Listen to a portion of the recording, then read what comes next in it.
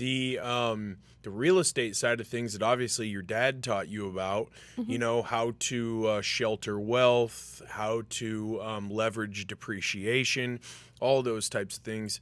Those are not things that we learn in school. Not at all. Those aren't really even at a real clear level taught in real estate school. You almost have to get out there and get your teeth kicked in a few times and win a few times and lose a few more to start to get a real good feel and idea for how real estate works. I mean, if you think you're just going to buy a course off the internet and then you're going to go out and start hitting home runs, you're smoking like that really good meth. That's not how it works, right? Right. Have you really hit some good bombs in real estate and really gotten your head taken off in some real estate in the past? Absolutely. Yeah. Absolutely. You know, you always have to be fluid with real estate, especially if you're buying property. And sometimes you can get into a property, and I know a lot of people watch those shows and everything. Sometimes you can get into a property and you're like, oh my God, what did I just find here? And then you have to rework it. But as long as you're fluid, you can do those things. Understanding what you're doing as far as financing is concerned. There's great money out there. You know, there's bank loans out there, but then there's some loans out there that are a little bit more risky and they're higher.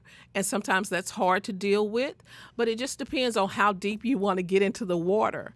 And I'm going to tell you a story about me. There was this guy that I really liked when I was in the 8th grade. He was in the 7th grade. We went to New Orleans on a school trip. Younger man. Check it out. I thought he was really cool. And it was so funny.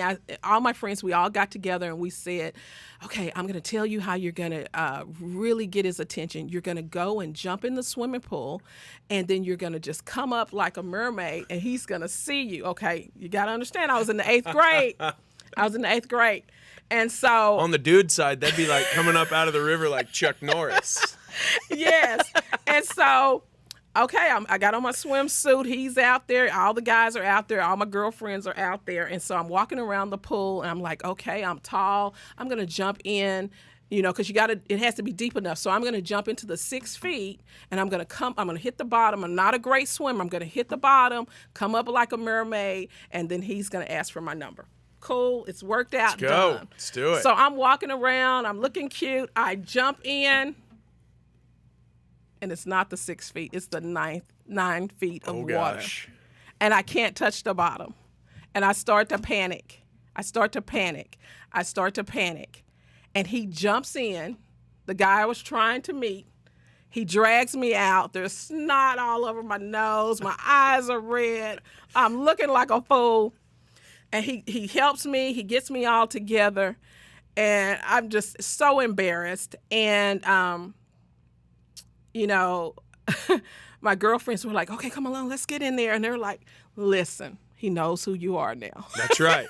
That's right. So that's the story. When you ask me, has there been a problem before? Guess what? Yeah, you jump in. You just take it. You jump in, you go all out, and you may be in the 9 feet. You may be there, you know. But guess what? If you have made it, you've done what you need to do, somebody's going to recognize that you're drowning. They're going to come and they're going to help you out. And it may be just the right person that you want to help you out. So that was the 8th grade. We're still lifetime friends. That's awesome. Yeah. He's a doctor now, and we still meet up at least once a month for a drink. Really? Yeah. That's great.